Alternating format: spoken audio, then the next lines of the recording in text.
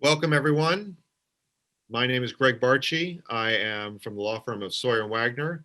I am the president of the Out of Court. I'd like to welcome you to today's program. I'd also like to say that your MCLE certificate for this program will be sent to all attendees within 24 hours of the end of this program, as well as the materials for this program will also be sent to you thereafter. But just to repeat, your MCLE certificate should be provided to you within 24 hours. And with that, I'd like to hand this program over to the program chair, Mr. Howard Fredman. First, welcome everybody. This was a particularly vexing issue that most of us faced, which is dealing with technology which was created long after we were out of law school. We are fortunate today to have three very experienced jury consultants who can talk to us about dealing with both online and hybrid platforms for appearances. I'd like to introduce the panelists to you. First, Cynthia Cohen, who I've used as a consultant on cases. Her company is Verdict Success LLC. She's been in doing jury research, trial strategies, and settlement decision-making since 1986, and designed online jury studies beginning in 2005. She's also an expert in survey methods for trademark infringement cases. The second panelist is Karen Lisko. Raise your hand, please. Yeah. Dr. Karen Lisko is an in-house trial consultant for the Perkins Coie firm. She's a social scientist who specializes in courtroom persuasion. She's helped legal teams construct compelling arguments and help prepare witnesses to testify. She has a doctorate in legal communications and is the author of 2 books, Patently Persuasive and Proven Jury Arguments and Evidence. And our third, and probably, at least by his history, most distinguished, is Richard Gabriel. Raise your hand, please. He is president of Decision Analysis, a national trial consulting firm. He has participated in more than 1,500 trials in both civil and criminal arenas. He's assistant counsel in the O.J. Simpson case, the Casey Anthony case, Phil Spector, Enron, and Whitewater, and he's the author of Acquittal, an insider reveals the stories and strategies behind today's most infamous verdicts. Anyway, I'd like you to welcome our panelists, and I guess we will begin with Cynthia Cohen, Dr. Cynthia Cohen also, Ph.D., who will give us an overview regarding jury trials in the COVID area, looking back and looking forward. Great, thank you, Howard. So I'm going to start this with just a little bit of history. Is actually all three of us are past presidents of the American Society of Trial Consultants. Association, it's the only professional association for trial consultants, and it started back in 1982. And all of the members abide by standards of practices and methods. And jury consultants basically got known as jury consultants in probably the 1970s with in-person jury studies and in-person mock trials and focus groups. As Howard mentioned, I started doing online jury studies in 2005. Online mock trials go back to probably 2010. And as you know, last year we started seeing online trials, which my colleagues here are going to tell you a little bit more about. What I'd like to do is talk a little bit about the effects on the courts. The courts across America, as we all know, closed in March of 2020, and jury trials were delayed. So we trial consultants really scrambled and looked at ways to refine methods. And I went to work with doing my online jury studies and looking at questions about the future of jury service and looking at jurors' attitudes and what those fears are. This first slide says, do you have any fears about jury service with safety measures in place at the courthouse? And this is back in September, and there were 55, almost 56% who said they had fears. Well, if you followed that up with, do you have any fears about jury service when an effective vaccine becomes available? That dropped down to 40.3%. So, we see that it mitigated it some. Now that we do have the vaccine in arms and the death rate of COVID has dropped a bit, I think if we measured that fear factor now, it would be less, but we don't know for sure where it's at right now. And I'm going to talk a little bit about this study and what those effects of fears do to our jurors. So who are these jurors? This study that I did was, before I talk about the study, I wanted to make a point. I thought it was really interesting. I looked at the census data, and it was like 92% in Los Angeles had computers in the home and 93% in California. And if you followed that up with internet service, it was like 84% who had internet service. So that was really pretty high. And I think last year with COVID and all the homeschooling, that those numbers, and people working from home, so those numbers really have gone up. So let me talk about the recruitment and demographics of the sample. What I think is interesting about this is really in assessing the veneer is that in Los Angeles County, we have 50.7% are female. So it's almost equal. But in the study, I did it exactly 50-50. And then which age range are you? I did a stratified sample so that I basically got about the same number of people in each of those age groups. The census doesn't really break it down by age as much. It really has under 18, and the census will tell you, those under 65, and it'll give you those over 65. But I think this approximates the veneer, and that I have it a little bit higher on the 60s, and then in the 70s, people can opt to get out of jury duty when they're 70, but we do see some people who do show. So for purposes of looking at this study, I did that. And when you come to race, I know all of you are math nerds and like to add up all of these statistics. So you'll know that this comes out to more than 100%, but that's because I allowed people to check more than one race. We have a lot of mixed race people in Los Angeles County. So this is not exactly the match to the census data, because you would see more like 48% Hispanic if you did pure census. So I did it more to balance that toward the veneer, because you have a lot of non-English speaking Hispanics, and they are not as readily, coming into the court and getting excused. And so I also boosted the African-American population, which is only 9% in Los Angeles. I boosted that to 14% so I could get a larger number to test in the study. And I think I boosted the Asian just slightly as well.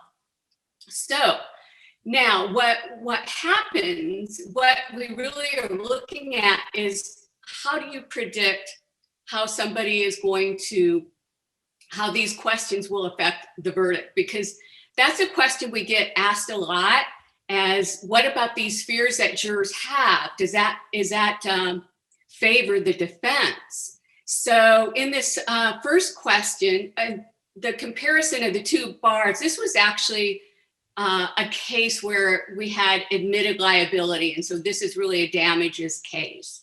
And the green bar is the high damages and the cream bar is low or no damages. So in number one, you see that it slightly went, those who said yes and had fear were more apt to award higher damages.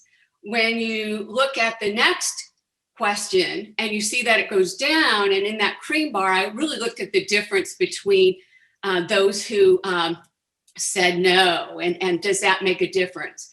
Now, what difference is that going to make when they actually come to court? You know, it's hard to really say, because are they going to just stay away if they have fear? Are they going to come there and have fear and then award higher damages? Or, you know, how is that going to impact us? So that is a question that really remains to be seen yet, but it's something that, you know, we as consultants look at. Also looked at who was out of work because of COVID-19, and we had 22% that were out in September. So now, will that increase hardship, juror hardship in the courts? Well, you know, maybe not, because if you have people who are out of work, but if they're on unemployment and there are no jobs out there, so they may not be going out looking for jobs. So it may or may not affect hardship. And it really depends, I think, too, when the courts open back up for civil cases. I also thought it was interesting to see whether people voluntarily wear a mask or believe that this is a hoax. So it was really a forced choice question. And so we had like about 6% who said that they thought that COVID-19 was a hoax. And that's very similar to Pew's study back in September at that time. Well, fortunately, LA Superior Court does have a mandatory mask mandate in place, and federal buildings, you have to wear masks as well. So that isn't going to matter as much now. So what I wanted to talk a little bit about, and it was really interesting when online trials started back up actually, the first one was a summary jury trial in Dallas that was back in May. And it was just a one-day, basically a summary jury trial is basically an ADR type of method. But it was interesting to test this and get things moving along that way.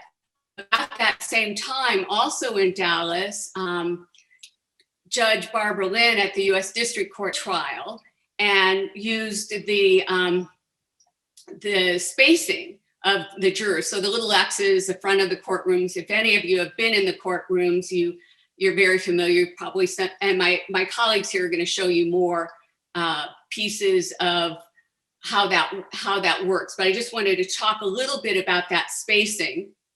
And what we are looking at is we're looking at parallel in-person and online formats. So we have jury selection, openings through closing, and deliberations in person, and then we have those online. The other thing that is interesting is when you add the public stream, because of the spacing and using the gallery and the people who want to observe, and these trials have to be public, are put in another room via closed circuit camera, or there's some other kind of public stream. Los Angeles has a RAP, the LA Superior Court's remote audio appearance program is audio only. I had the opportunity to have observe a case via video in the state of Indiana that I probably would not have been able to see had there not been the public access there. I wouldn't have been able to go to Indiana at that time. So what I think is interesting is whatever method you use, and you can do, it's great to have jury questionnaires to have a little bit of information. And we had a little bit of information that we got on this case, which then helped me to use my Facebook skills and my social media skills to do some searches. You can do those. There are a lot of companies that'll do it AI. Fortunately, this was in my hometown, and so I knew the area. And, you get a Jane Doe or a Sally Smith, and you get 20 Sally Smiths. And how do you know you've got the right person? So it was a matter of looking at those Facebook profiles and being able to see if you can tell anything about them. Now, this case, it was a criminal case. It was a young man who was in a traffic accident, and his passenger, his best friend, was killed. So this young man was on trial looking at 12 years, going to jail, going to be out of his life a lot. So anyway, we were able to look at some of the safety issues. And I really liked this Jane Doe, and her cover page, she had a motorcycle on it. And there were things on there that said, we ride not to escape life, but for life not to escape us. And look twice to save a life, please, and stop getting distracted with your phones. Well, how did this work for this young man who had been in this accident? Well, the reality was he had pulled up to the stop sign and had stopped and had made eye contact with the delivery truck driver who was at that stop sign. And that delivery driver had waved him forward. So the defense went on the wave defense and basically argued that the young man was not responsible, but the responsibility was handed to that person who waved him forward. And then the young man crossed the road and then got hit by it was a UPS truck or something. So anyway, there are a lot of things that you can look at, no matter, in the parallel, whether you do the jury online or whether you do the jury in another mode. There are hybrid formats, and you can have the jury selection online and then bring the trial into the courthouse, or you can do it the other way and have the jury selection be in person. And if it's a case where you have multiple parties around the country, you may want to, be able to have that where you have your witnesses and everybody who can be come together online, and then you go through, have the deliberations there. So I think I actually went faster than my time. So I may have left a few things out, but I'm sure my colleagues have a lot to share about the process and some of the practical methods. But I guess the point I really want to make is no matter which method you use, you can't forget the jury and how important they are in those decision making. And also, I guess I'm going to give back in a minute, and Richard, I believe, is going to be up after me. So I guess I need to stop my share. Okay. Well, thank you, Cynthia. I appreciate that. Well, hello, everybody. Good afternoon. Thanks for joining us today. As we all know, this has been an extraordinary time. Even just logging on to this webinar today, we had issues in terms of, what buttons do you push? How do you, click the right boxes to do things? So we're all in a new territory, and I'm going to share my screen right now and talk to you a little bit about what we've discovered over the last 10 months here. And so let me go into my slide mode, and then we can talk about it, because I think overall, we've all been in this mode now for a long time now, and it's challenged us to change the way we do a lot of things, the way our kids go to school, the way we commute to work or don't commute to work, the way that we exchange information, and obviously the way we are in our litigation system. We've had, catastrophic deaths and a lot of crisis in our country. There's been obviously the economic turmoil that's been dealing with, all which affects the jury. And of course, we've got the social justice initiatives that also went. So this has been a year of change. It's been a year of extraordinary change for all of us, difficult change for a lot of us too. One of the things I also think is remarkable about this year is when extraordinary change comes up, it also avails us of the opportunity to innovate. And obviously, while a lot of vaccines sometimes take, on average, 2 to 5 years to develop, but sometimes up to 10 or more years to develop, in 9 short months or 9 or 10 short months, we now have 5 or 6 viable vaccines, 2 of which are obviously being used throughout the country right now. So extraordinary innovation really can happen in a time like this. And towards that end, we in the courts have obviously been struggling for a very long period of time. Where are we at right now? Most courts obviously facing a massive backlog because they've had to delay all in-person proceedings. Obviously, in-person trials still pose health risks.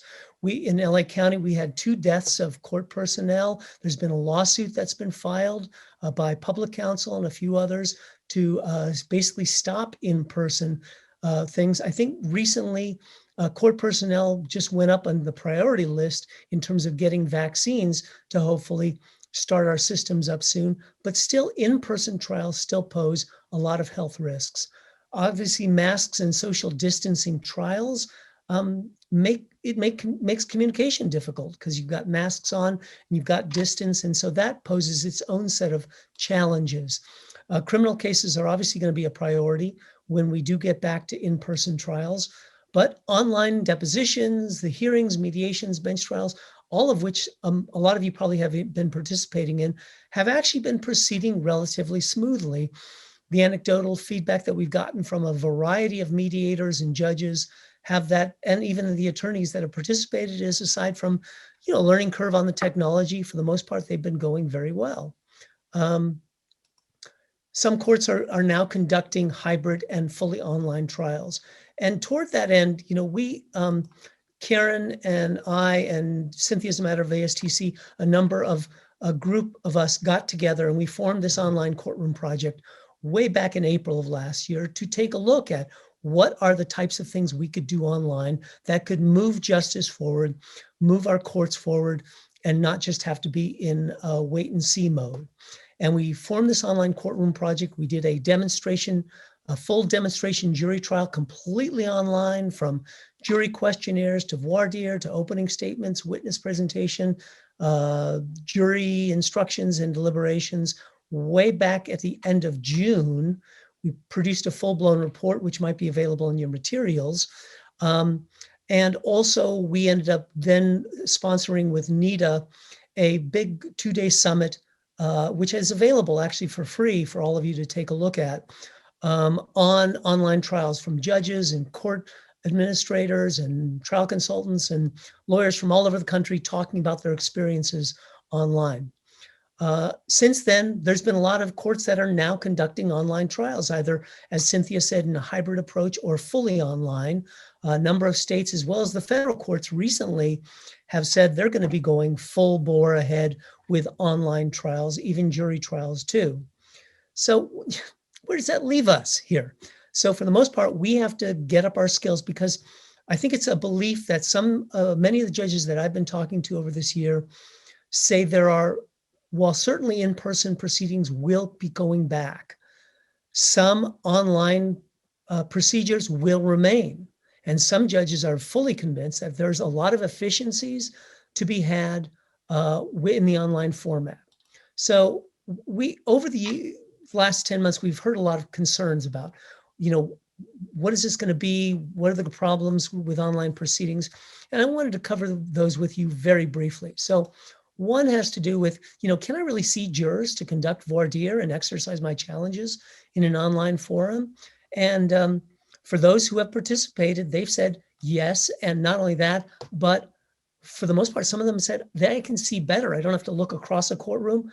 The jurors aren't masked, and I can actually see that person right there in front of me.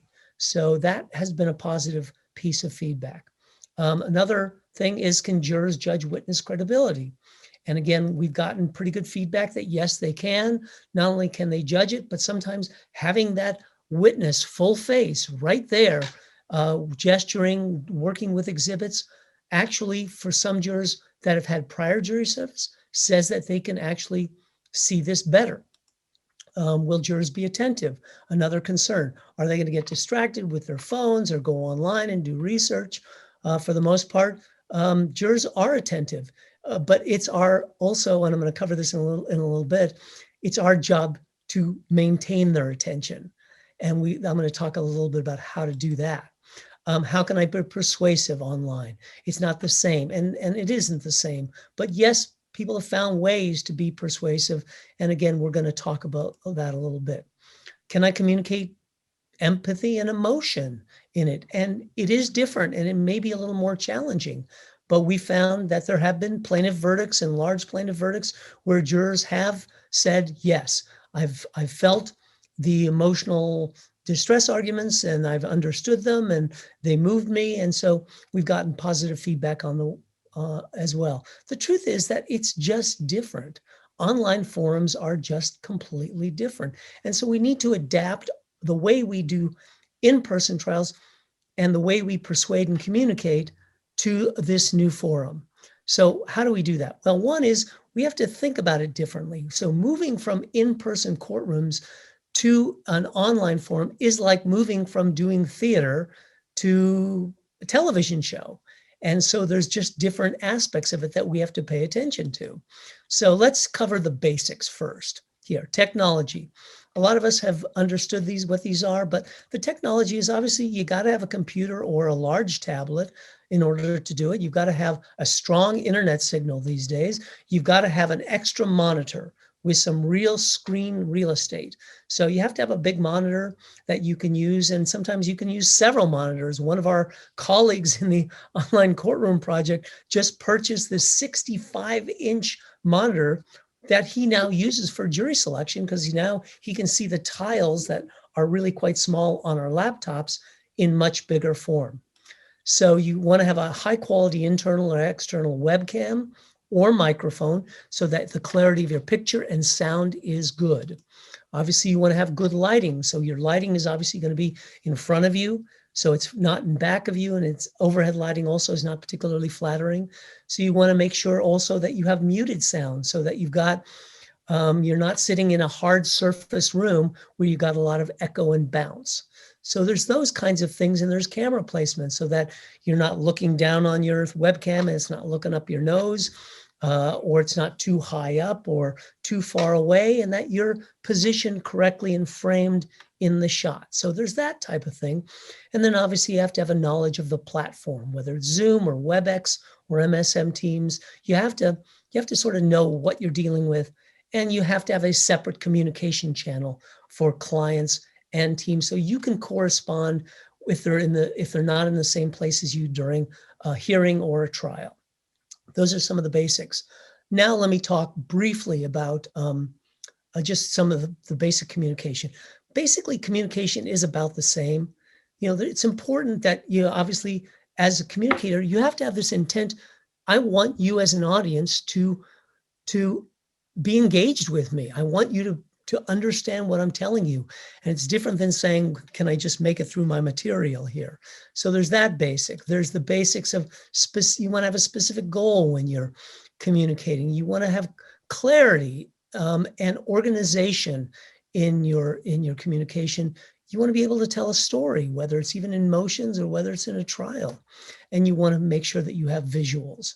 I'm going to give you a couple of examples of things, because for the most part, when we're on our computers, we expect visuals. I heard from one attorney who did a trial up in King County in which the plaintiff attorney did an online closing argument that was 3.5 hours long without any visuals. And it was terrible. The jurors hated it, and because, how are you going to pay attention to that? So whether you're using an animation or graphics, and I'll talk about this a little bit, whether you're going to have your witnesses using animations or even just PowerPoints to stop and illustrate certain things in a car accident so that they can, for the most part, understand, jurors can understand it. Visuals really do become important, whether it's just using demonstratives and pulling up a variety of documents and also doing it. This is a demonstration of a pull down menu of variety of things that you can use.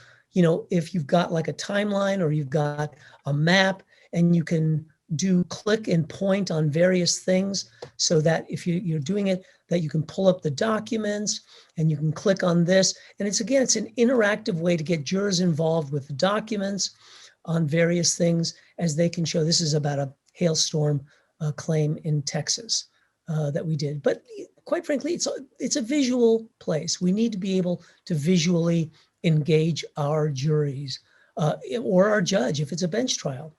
Examining witnesses, a couple of brief points about that. With a direct tone, the interesting thing about online, I think, trials these days is that it creates a type of equity. There's not that sort of, the judge isn't up on the higher platform. There's not a witness stand. There's not this separation. So it kind of makes us all together. So to a certain extent, when we talk about engaging or feeling like we're more connected to jurors, which is a big concern, we want to take a look at how do we personalize our jurors? What is the background on our direct testimony that we can bring out that is not just their education? How can we personalize them? How we can give them certain elements that the jury can relate to? Are we going to focus on their personality? Are we going to focus on the substance? In other words, is it going to be mainly their face on the screen talking, or are we going to use documents a lot in direct testimony? Obviously, we want to use common language. I call this the teen test, which means that I'm going to run everything by my teenagers to find out if they really understand, even in the most complex cases I'm working on, do they understand what I'm talking about? It's got to be a conversation. These days, on this thing, the formality of the technology can create distance. But if we can make it more of a conversation, feel more like a conversation, I think it'll go a long way. I want to keep it as short as possible. We want to, again, you can't have, I think online, I guess you can, but I don't think it's advisable to have 6-week, 8-week, 3-month trials. I think it's just hard on people. So it means that we have to streamline our cases and our examinations.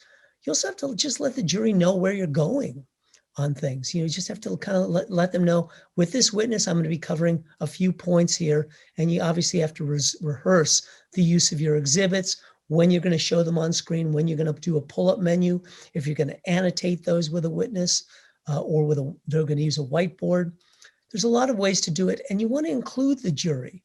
You want to make them part of this forum and this part of their testimony, so they really feel engaged.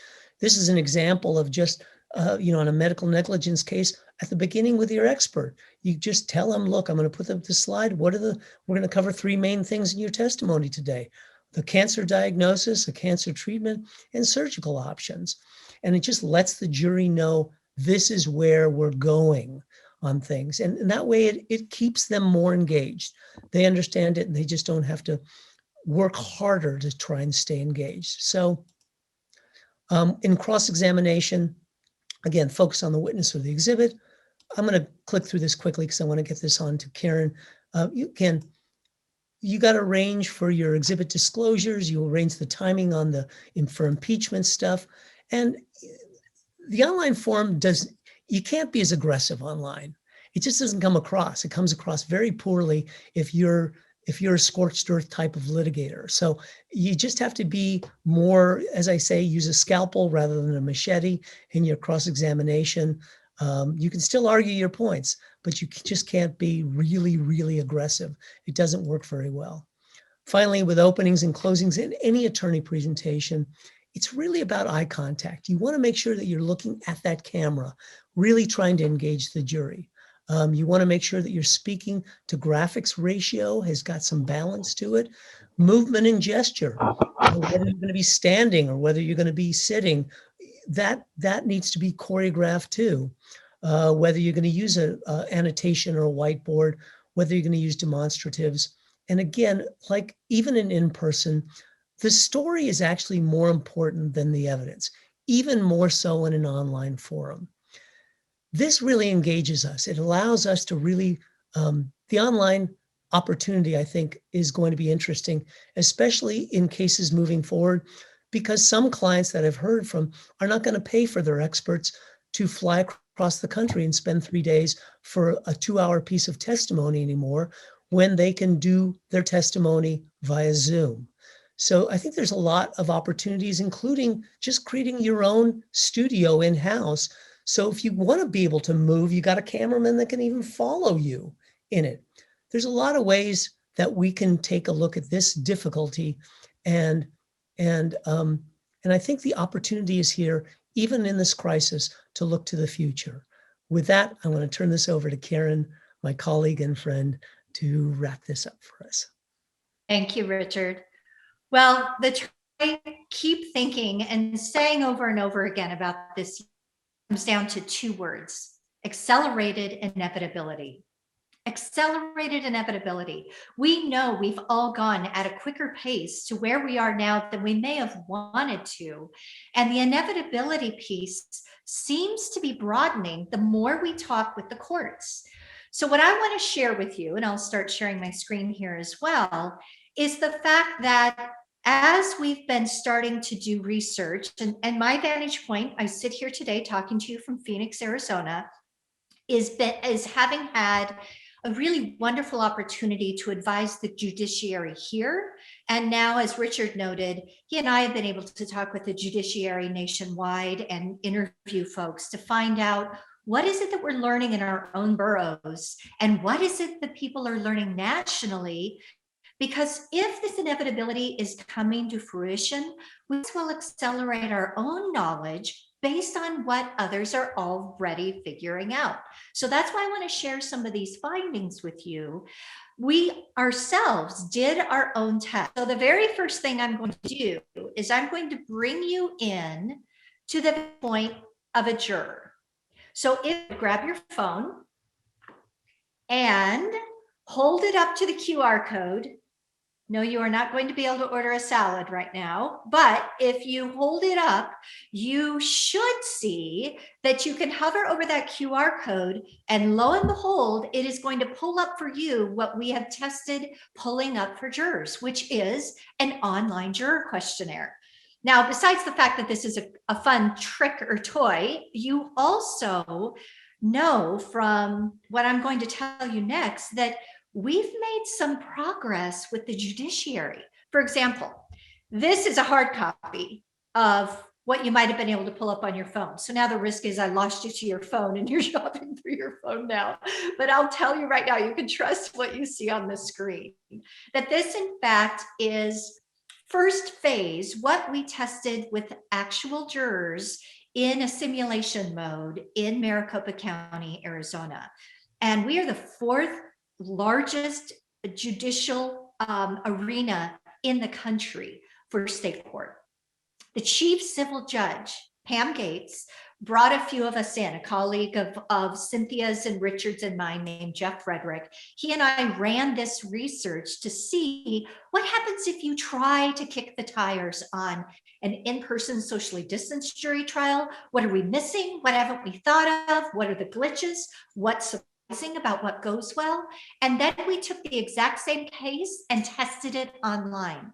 So this was the first phase. We wanted to know, could you actually accomplish some things online before jurors even showed up to the courthouse?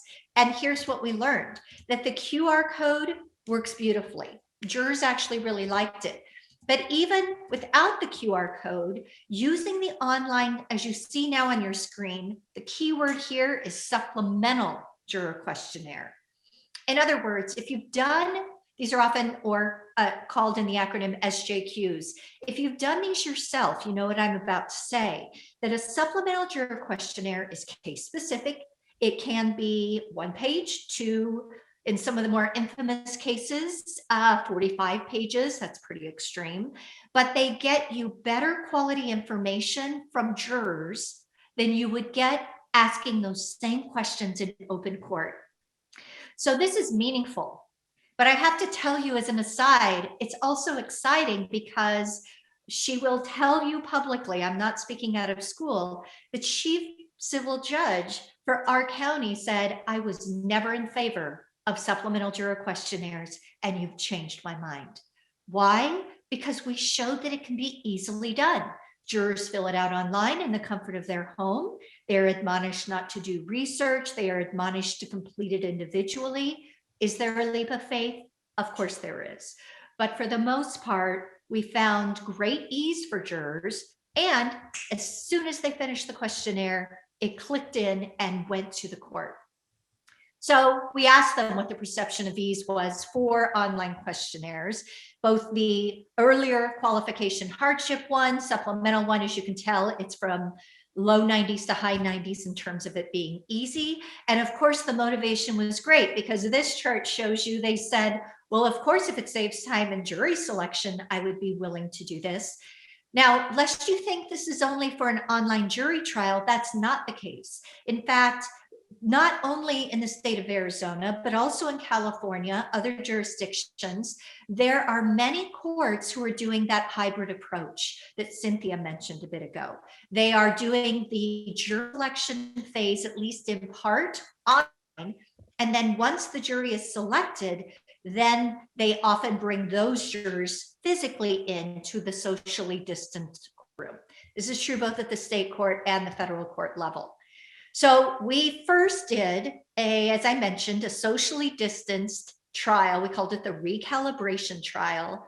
You're welcome, by the way, to take a photo of this. I'm not going to play this YouTube video right now, but it is pretty interesting. It's a 2-minute video that shows you a very short day in the life of this full day online jury trial that we executed. We tested what these jurors thought about the different kinds of personal protective equipment because we tested masks, we tested face shields, we tested plexiglass. The clear winner, of course, was plexiglass. It's just that it's not always viable if you're moving physically around the courtroom. And those arrows show you where the jurors were. So in this scenario, and this is pretty common, I've seen this both in cases I've been involved in federal court and state court nationwide. Some of the jurors fill the jury box, some fill the gallery. Cynthia had shown you a picture where they were all in the gallery. So if you've been in court since the pandemic, you too have experienced that creative rearrangement of the courtroom, including the front of it. The purple arrows show you where the clients were seated. And this is the tricky part, and why the 2 attorneys seated at counsel table will tell you they did mourn some of the loss of the good old days. They were not physically able to actually talk briefly in a side note, passing post-it notes, etc., with their own clients. As a matter of fact, I just helped behind the scenes with the jury selection that started yesterday in a case in federal court on the East Coast in New York. And the lawyers seated at the same table are required to talk by phone to one another. So those are pretty extreme examples of how tricky it is to be in the actual physical courtroom. But is it happening? You bet it is. That's a view of the witness stand. And then we also looked at, what do we know about those who say they can or cannot serve from home if we now transition into the online jury trial experience? Now, as you see here, this is about Arizona jurors, but we've looked at this in Texas and other areas where online trials are alive and well, and the percentages are pretty similar. So this can extrapolate beyond just my state right now. More said they could serve from home if asked to serve in a jury trial, but of course we were keenly interested in knowing what's the makeup of those who say they can't. And as you can see, 38% said they could not. 31% said they would have interruptions. Dramatically more were women, and age-wise, those who either had childcare responsibilities or elder or parent care responsibilities.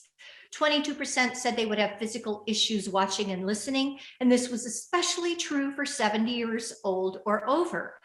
But think about this. You're looking at a screen for online, but even in person, there's a dramatic decrease in willingness for clear reasons as to why those over the age of 65 are reluctant to go to trial. So in fact, right now, what we are seeing is slightly younger average ages for jurors these days in person. 18% said they would not have a quiet and private space. And of course, there's a big amount of discussion going on nationwide about what you've probably heard of called the digital divide.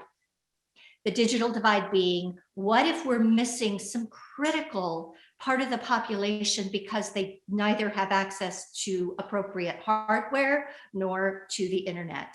And still there are solutions, but as you can see, there is an issue with lack of access, and especially in the state of Arizona, the most hard hit are Native Americans. I'm going to let this start playing because this is going to show you our sample jury selection fully done online. Right now, I'm looking at the camera, but when I'm listening to your answer, I'm finding you on the screen. So I apologize. It looks impersonal, but it's the opposite of that. As you've heard, this case involves a professor's word against the student's word. So some might start out the case trusting the student just as much as the professor. Others might feel they would start the case with a slight bias against one or the other. So by show of hands, how many of you would say you would start the case trusting the student just as much as the professor? So raise your hand if I think we have all hands up. Okay. I'm maybe not sure. You might want to check with juror 18. Juror 18. Was your hand up, juror 18? It was not. I think I'd have to be very honest and say I'd probably give more credibility to the somebody with a stature like that. Even if I said I would prefer not to, I think the reality is that I would. Well, I appreciate the candor, and having heard that, I wonder if anyone else reflecting deeply might think they would feel the same way. Not necessarily professor versus student, but age versus youth, or education versus lack of education. Anybody might admit they have a slight bias in favor of the professor. All right, with juror 5 has a hand up, juror 2 halfway up, maybe. I have a question. Okay, so that's all I'm showing you of that, but let me make a couple of points about having been there watching this experience. After it was over, we asked jurors what they thought about being a prospective juror in a Brady Bunch gallery view kind of experience. And all but one juror said it was better for them. Many of them just coincidentally had been actual jurors pre-pandemic in a courtroom setting. They said it felt more intimate. They were able to express stronger opinion, and they felt comfortable doing it from the comfort of their own home. So fair or unfair, it just doesn't feel quite as onerous as it can feel to a citizen to walk into an intimidating feeling courtroom. And the effect seems to have been positive. Now you'll notice I said all but one. One juror did say, I didn't like seeing myself, and I didn't like that everybody else could see me too, because we realized none of us had accounted for the fact that jurors are usually all facing forward in a jury box during jury selection and trial. Now they're seeing each other, not only in jury selection, but they're seeing one another react throughout the course of the trial. So there is a difference there, like Richard said. And there are, trade-offs in both directions as a result of it. But we also wanted to find out, was technology challenging? The good news is only 2% said it was somewhat difficult to handle. We will also tell you that it was very clear to us doing this research, no way do we want to encourage jurors to be using just a smartphone to watch a trial. it is not the same experience. And in fact, you've probably read or seen yourself that many courts are now issuing standard devices with only the software for the Court Connect on there, so they can have some measure of control over what jurors see and making sure that that's as uniform as possible. There are a couple of companies right now, Microsoft is one of them, where they are working with the courts actively to try to develop Court Connect and other kinds of software to make that experience as uniform as it can be. So we asked them how the experience affected them. 75% said their candor was the same, but as you see, and as I mentioned, a good percentage said it actually went up. And when we asked about willingness to be in jury selection, here's what their percentages were in terms of participating by video, in person, or online. Clearly, especially right now, the vast majority want to do this by video. Attentiveness, of course, everybody's concerned about. Richard noted this already, but again, jurors said that they felt pretty engaged. Now, Zoom fatigue is a real thing. I'm sure you've experienced it yourself, but that is easily handled by the courts. And I have to give pause for a second and actually give homage to a lot of judges with whom I've spoken, which Richard and those of us in the Online Courtroom Project nationally have spoken. They seem to be a little better ahead of the curve than a lot of litigators who say, I don't think this will work. In fact, Judge Lisko is one of the judges I'll mention in a minute, and I'm going to come back to her, who has had more experience from what we can tell at the state court level than anybody else. She's the one Cynthia mentioned at the beginning who ran the very first civil summary trial. And I had the good fortune to interview her, and I'll talk to you about that in just a second. Now, deliberations also was a factor. The downside to think about is, how do you make sure remote jurors can still connect before deliberations? Because it is a trade-off. But even in the in-person socially distanced trial, all jurors cannot be in the same physical space because of social distancing. So there's a challenge with that as well. We all want the pandemic to be over. But the point is, there is opportunity as long as people are alert to the fact that that connection is still critical.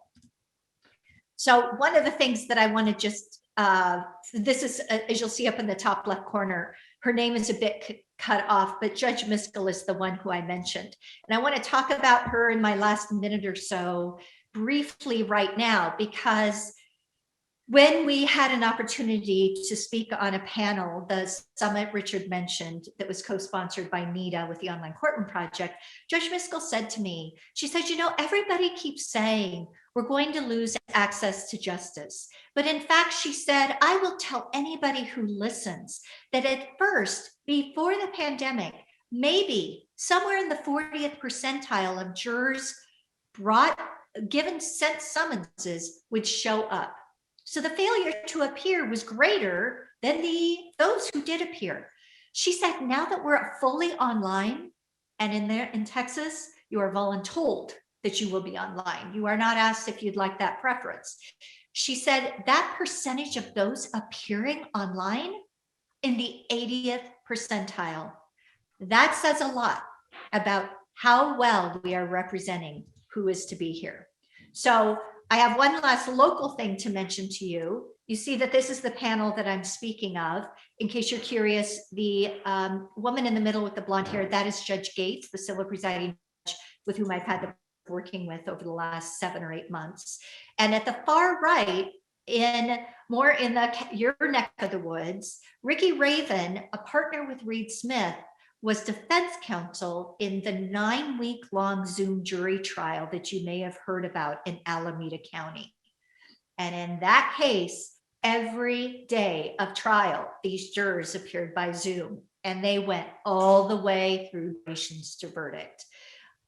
Big lessons learned, not all perfect, glitches to be sure, but the point is, this accelerated inevitability is happening, and we've got ample opportunity to learn from those who are a few steps ahead of us who may be encountering this in the future.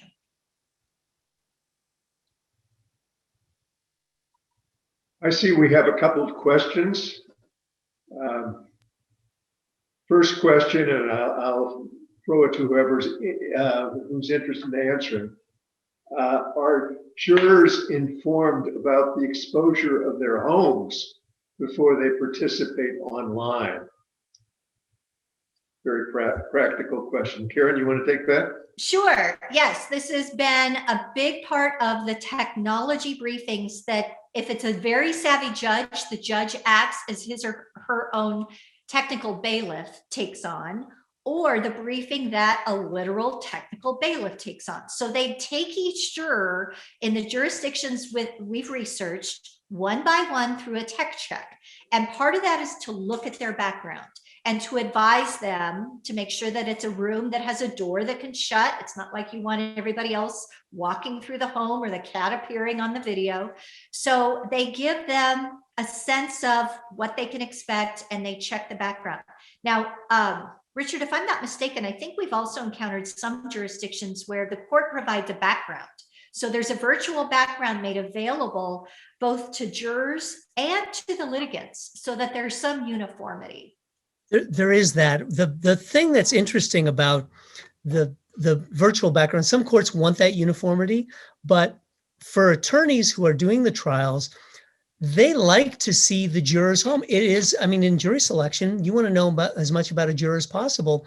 And someone's just looking around the room, you can tell a little bit about their personality. Right. So there's that kind of nice element. And there's also the jurors themselves like to have jurors in their homes because they feel like there's things they can talk about. They can't talk about the case. So they like to be able to say, oh, I see you're reading such and such a book, or you've got a piece of artwork or something on there. And it provides a nice conversation piece for them as well.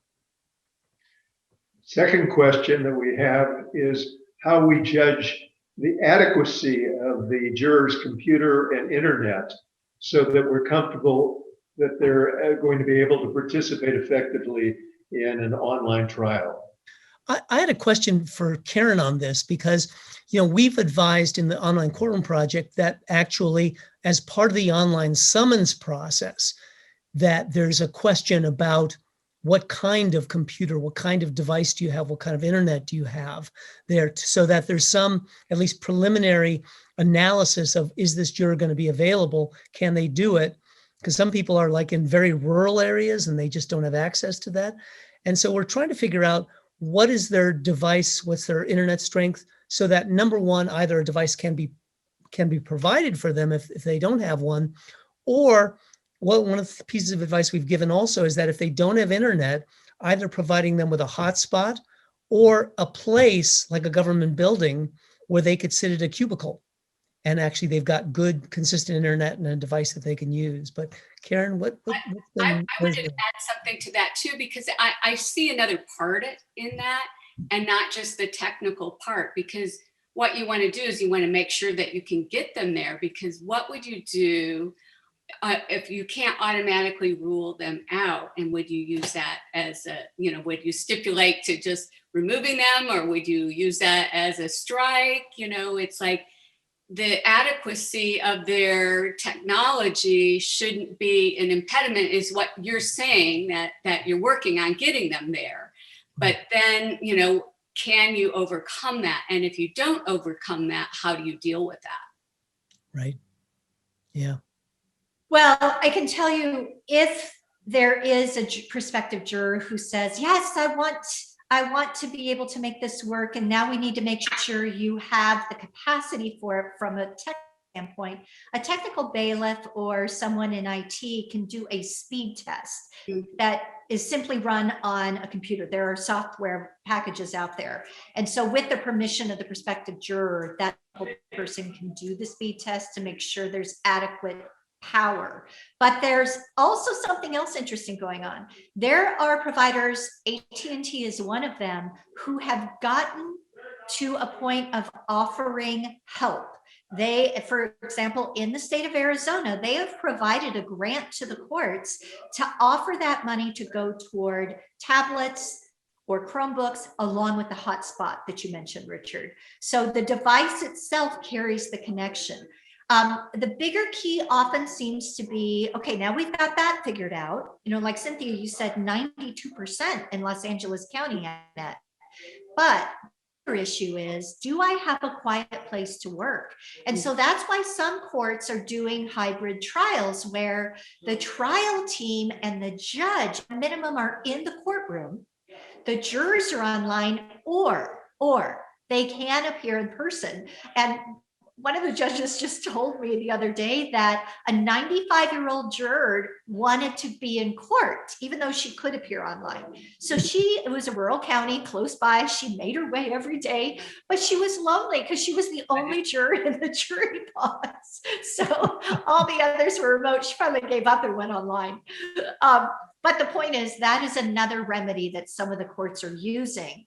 And one quick thing I'll say too is a lot of the judges are saying, we don't see this necessarily disappearing for smaller cases just because the pandemic and vaccine help make us get back to normal. In fact, Judge Miskell just said in an interview that was published this morning that she said that in domestic violence cases, some of the accusers are more vocal because they feel safer from the comfort of their own home. And she said, if I have to sacrifice a little bit of formality of the courtroom for better evidence and testimony, I'll choose that every time. So we are seeing some upsides, even though there are some downsides, to be sure. Even in appearances and criminal proceedings and stuff like that, delinquencies and landlord-tenant, the amount of percentage of people that are actually showing up now is so much higher because, quite frankly, transportation and access to childcare is such an issue across the board.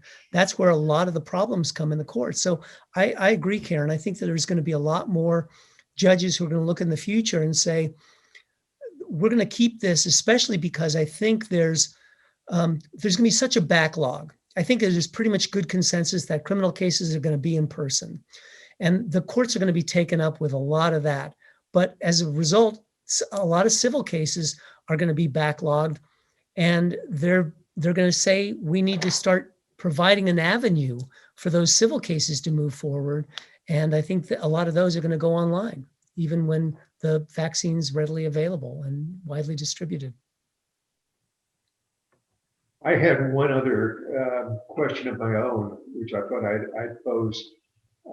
There was a piece that I received from Court Call, which is very prominent in California, and it seemed to be saying that courts should get out of the business of providing IT, and that they should allow professional companies like theirs to do that for the courts. Do you anticipate that there will be vendors who will come into the market and they'll say, let us do it for you, judge. Let us do it for you, court, rather than going out and developing their own? Howard, I hope so. I do too.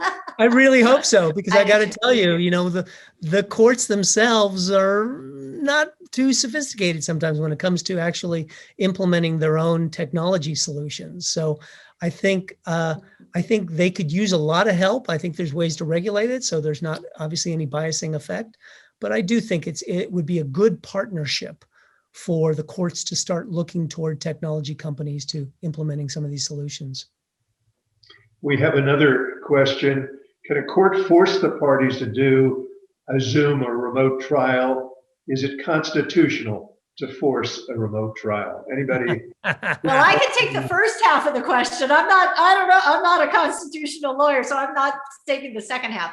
It's happening in both federal court and state court. For example, in Texas, it's happening. And that's why I said you're voluntold, that you're, as a litigant, that you're going to be participating by a Zoom kind of experience. As I understand it, I think in New Jersey as well, this is happening. But at least our understanding right now of what we're scanning nationally is it's possible a lot more places. Like in Arizona, they're ready to go. We've kicked the tires, but we can't get any takers. People are scared of it, both plaintiffs and defendants. So they're clearly not being forced to in the state of Arizona at this point, but the capacity is getting up there. In California, I heard our chief judge designate the presiding judge in whatever court that is to make that decision. And she was really of the feeling that the lawyers may push back on that. So I don't know that it'll be pushed or mandated in California. I think it'll be up to the presiding judge, and the presiding judge will probably allow the individual judge to make those decisions. And I think, it really depends on the judge and if the lawyers will agree to it. So it will be mandated in a lot of areas. In King County, they're doing it. In federal courts, they're doing it. That's right. I think there's some courts, I think the courts have wanted attorneys to agree to it. But the truth is that in some places they're saying we're not going to wait anymore, like in New Jersey. They're just going to go ahead and do it. They're going to say we'll deal with the appeals that go through the line there. The two basic issues from a legal standpoint are the concept of presence. Are the jurors present? And also in person, sort of those definitions. I think a lot of courts, and this is my forecasting, I don't know if it's true or not, but I think it's going to be difficult to have an appellate challenge to an online proceeding because everybody is present. Even the confrontation clause, to a certain extent, I think is met because in Maryland v. Craig, which is a Supreme Court case, they've said that video can satisfy the challenge of actually confronting your accuser there. So I think there's been reluctance on the part of the courts there, but I think they are going to mandate it. I think there's some courts, and there may be some successful challenges to this, but I think under the exigent circumstances that have been provided by the pandemic, I think for the most part, I think the courts are going to say this was fine. The due process part of this really was met. So, but it's an interesting question for the courts. I wanted to put this question to the panel because I think this is something that most lawyers are concerned about. How do you feel the credibility of a witness comes across, in particularly someone who's not honest? I'd be happy to take that. That, ironically, 30 years ago, that was my area of doctoral research when I did my dissertation. Little did I know it would become salient today, but I was testing witness credibility on video. And I tell you that because I've tracked it very closely over the last 3 decades, and the research keeps replicating what I found, which is it is possible to assess video or assess credibility by video, in large part because the intimacy and the face of that witness is even more prominent. We all know there are jurors who have said in the courtroom, especially large federal courtrooms, the witness is so far away. I had trouble seeing this or that, or this exhibit, or the witness's reaction. But that immediacy, at least in the research that I've done, seems to be enhanced in this medium. I would tend to agree with you. I actually was a student of Paul Ekman, so I've studied lying. Oh, cool. And yeah, we worked together on witness credibility and really looking at the witness and closer up. I think, jurors tend to have it in their gut as to whether they trust someone or not. And so you're right, in being able to see them better is well, it depends on who your witness is. If it's adverse or if it's your witness. Right.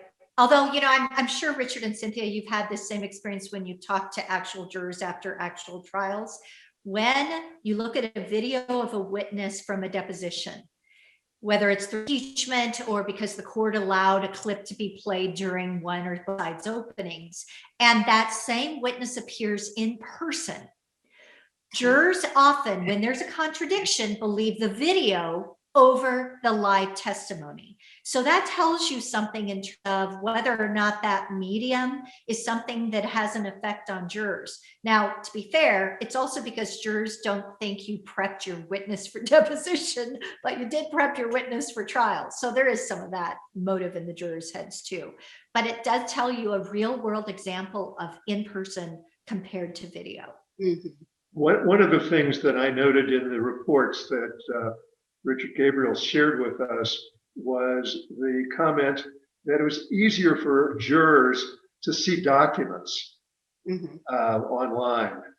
And that seemed to be an advantage, particularly in cases which are document heavy. Definitely. We're definitely seeing a lot more of that now because, again, it's right there, as opposed to having to look across the courtroom. And sometimes, as we know, there's technology issues in just presenting in trial. And, everybody is it's amazing to me how familiar jurors now are in this forum. With working on Zoom, they've helped their kids get online. They've done telemedicine stuff. They've had business meetings. So they're used to seeing documents and the availability of just having it right there. And if you get good at annotating or doing pullouts or callouts and stuff, it can make it actually quite a bit more understandable seeing the document right there.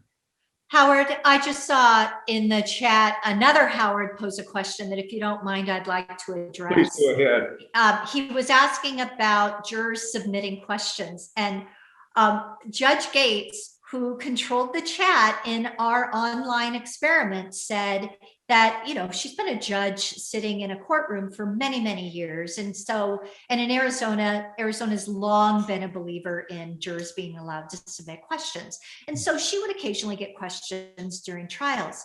She said, once we started doing this online, that the questions flooded in, that jurors asked exponentially more questions online than they do in person. So there's a definite difference. And how did she ask them? Did she not let them be in the chat? Did they go just directly to her? So they just went to her. Yes, it was only a private chat, of course. Nobody but her was allowed to see the questions. And then she had to take breaks, of course, and field the questions, and then still go into a separate breakout room with the attorneys and talk through some of the questions with them to decide what she would allow the attorneys or her to address or not address.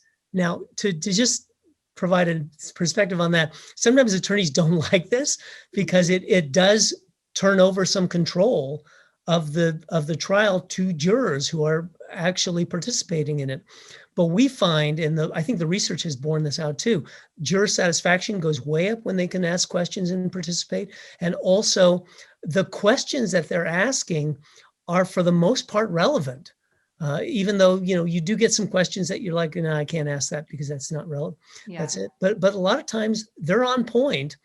And it helps. I tell my clients when there's question asking, pay attention. It allows you to understand more what the concerns and questions are of the jury during the trial, as opposed to just waiting for the verdict. I think we need to begin to wrap this up. Thank you all for your hard work here and for participating. Thank you for a number of good questions, and for we had, I think, at the height, more than 60 people attending this webinar, and I'd like to thank everybody for participating in this and for the wonderful presentations we've had. Thank you all. All right. Thank you. Thanks, everybody.